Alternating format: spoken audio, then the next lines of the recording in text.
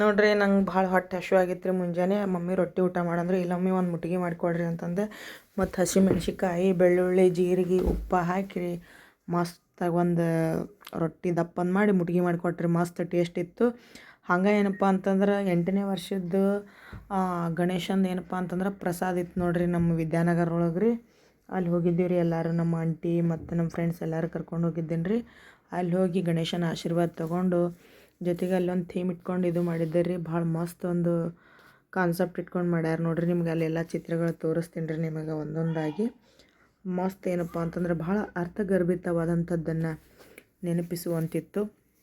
ದೇಶೀಯ ಆಟ ಆಡುವ ಗಮ್ಮತ್ತು ಮೊಬೈಲ್ಗೆ ಗೇಮ್ ಆಡ್ಬೇಕಾದ್ರೆ ಅದು ಸೀಮಿತ ಆಗಿಬಿಟ್ಟಿವಿ. ಏನಪ್ಪ ಅಂತಂದ್ರೆ ಮೊದಲು ಮೊಬೈಲ್ ಇರೋಕ್ಕಿಂತ ಮುಂಚೆ ಏನು ಮಾಡ್ತಿದ್ದೆವಪ್ಪ ಅಂತಂದ್ರೆ ಲಗೋರಿ ಆಡ್ತಿದ್ವಿ, ಕುಂಟೆಬಿಲ್ಲೆ ಆಡ್ತಿದ್ವಿ, ಹುಣ್ಚಿಬೆಕ್ಕ ಆಟ ಆಡ್ತಿದ್ವಿ, ಚಕ್ಕಾರ ಆಡ್ತಿದ್ವಿ.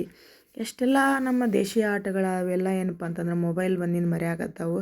ಇದು ಗುರುಕುಲ ಪದ್ಧತಿ ನೋಡ್ರಿ. ಗಿಡದ ಬುಡಕ್ಕೆ ಸಾಲಿ ಕಲ್ತಿದ್ದೇವೆ, ಗುಡ್ಯಾನ ಸಾಲಿ ಅಂತ ಕರಿತಿದ್ದೀವಿ ರೀ. ಗುರುಕುಲದ ಶಿಕ್ಷಣ ಎಲ್ಲಿ ಹೋದವು ಆ ಕ್ಷಣ ಅಂಥೇಳಿ ಭಾಳ ಮಸ್ತ್ ಮಾಡ್ಯಾರ ರೀ ವಿದ್ಯಾನಗರದಾಗ.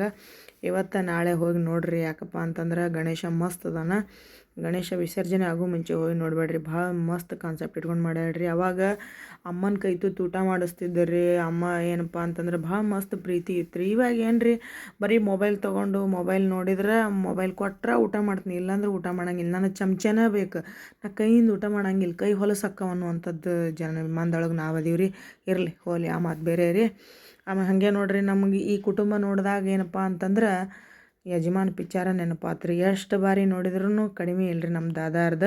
ಹಂಗೆ ಗಣಪತಿ ಆಶೀರ್ವಾದ ತೊಗೊಂಡಿವ್ರಿ. ನಮ್ಮ ಹುಡುಗರು ನೋಡ್ರಿ ಸಾಲಿಗೆ ಹೋಗಾಕತ್ತಿದ್ವು ರೀ. ಮುಂಜಾನೆ ಅವ್ರದ್ದೊಂದು ವಿಡಿಯೋ ತೊಗೊಂಡೇನ್ರಿ. ಭಾಳ ನಗಾಕತ್ತಿದ್ದರ್ರಿ ಅವ್ರು, ನಗಾಕತ್ತಿದ್ದರ್ರಿ. ಮತ್ತೊಂದು ವಿಡಿಯೋ ಇರಲಿ ಅಂಥೇಳಿ ಪೋಸ್ ಕೊಟ್ಕೊತ ಹೆಂಗೆ ಹೊಂಟ್ರು ನೋಡ್ರಿ ಇವರಿಬ್ಬರು. ಮಾತಿಗೆ ಅಕ್ಕಿಲ್ಲೊಬ್ಬ